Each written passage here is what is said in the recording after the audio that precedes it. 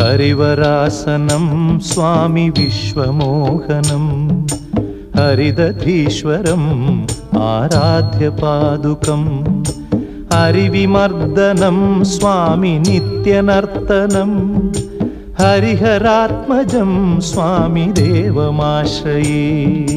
शरणमय्यप्पा स्वामी शरणमय्यप्पा शरणमय्यप्पा स्वामी शरणमय्यप्पा।